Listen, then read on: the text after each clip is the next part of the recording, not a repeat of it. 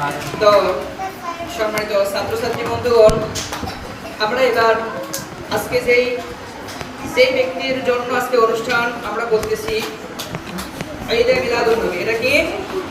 ঈদে মিলাদুন নবী সাল্লাল্লাহু আলাইহি ওয়াসাল্লাম। অনুষ্ঠানের নাম কি? ঈদে মিলাদুন নবী সাল্লাল্লাহু আলাইহি ওয়াসাল্লাম। কেউ কথা বলবে না, ঠিক আছে? কথা বললে কিন্তু আমি তার নামে কিন্তু নালিশ করব, ঠিক আছে? যত সময় কথা বলবো একদম স্টপ রাখবা, একদম প্রথম থেকে শেষ পর্যন্ত। কেউ কারোর দিকে তাকাবো না, কারোর গায়ে হাতও দিবা না, ঠিক আছে? দেখবো দেখি কে কার গায়ে হাত দেয়।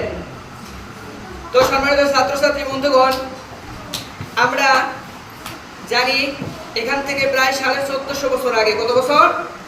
1450 বছর আগে মক্কায় মরুভূমির বুকে একজন মহামানবের জন্ম হয়েছিল, কি তাই না?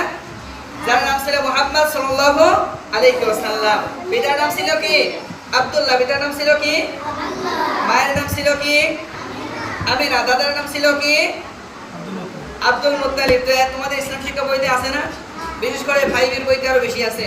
আমরা যে সময় পড়ছিলাম সে সময় তো ছিল, এখন আছে কিনা তো জানি না। এরপরে আল্লাহ রাসূল সাল্লাল্লাহু আলাইহি ওয়াসাল্লামের নানার নাম ছিল আব্দুল ওয়াহাব, মনে থাকবে তো? তিনি 570 খ্রিস্টাব্দে মক্কার কুরাইশ বংশে জন্মগ্রহণ করেছিলেন। কি করেছিলেন না? আজকে যদি আমরা তার জীবনী থেকে কিছু টিপস নিয়ে যদি সেভাবে যদি চলার চেষ্টা করি, আসলে আমরা ভালো মানুষে পরিণত হব না?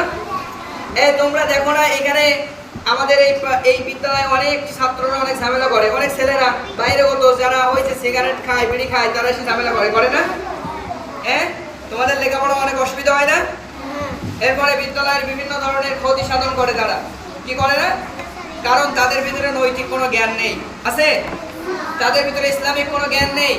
এজন্য তাদের দ্বারা এই বিদ্যালয়ে ক্ষতি হয় এবং তোমাদের লেখাপড়ার ক্ষতি হয়। এবং যারা এই বিদ্যালয়ে যারা একটু উপরের পর্যায়ে যারা মেয়ে আছে তাদেরকে ইফটিজিং করে না? আসলে তাদের বড়ই সমস্যা আছে, তাদের ভিতরে নৈতিক কোনো জ্ঞান নেই। কিন্তু নৈতিক জ্ঞান আসবে কিভাবে? যদি ধর্মীয় শিক্ষা যদি অর্জন করা যায়, কি তাই তো? নৈতিক জ্ঞান আসবে কি হবে? ধর্মীয় শিক্ষা যদি অর্জন করা যায় তাহলে নৈতিক জ্ঞান প্রত্যেকটা ব্যক্তির আসবে। প্রত্যেকটা ধর্মের ভিতরে নৈতিক শিক্ষা আছে না? ধর্ম কি কোনো মানুষকে খারাপ কিছু শেখায় না? খারাপ হয় কারা? যাদের ভিতরে ধর্মীয় কোনো আলামত থাকে না। আলামত বলতে ধর্মীয় কোনো চিহ্ন যাদের ভিতরে পাওয়া যায় না, ওই সমস্ত ব্যক্তিরাই সবচেয়ে নিকৃষ্টতম চোর চ্যাপ্টা, ওই ইফটিজিংকারী হয়। বিদ্যালয়ে বিভিন্ন জিনিস চুরি করে নিয়ে যায়, ওদের ভিতরে সেই জ্ঞান নেই। ওদের পিতামাতা তাদের সেই জ্ঞান দিতে পারেনি, ওরা এরকম বিদ্যালয়ে লেখাপড়া করেনি তোমাদের মতো, কি তাই তো? এজন্য ওরা এরকম তোমাদের বিভিন্ন ধরনের বিভিন্ন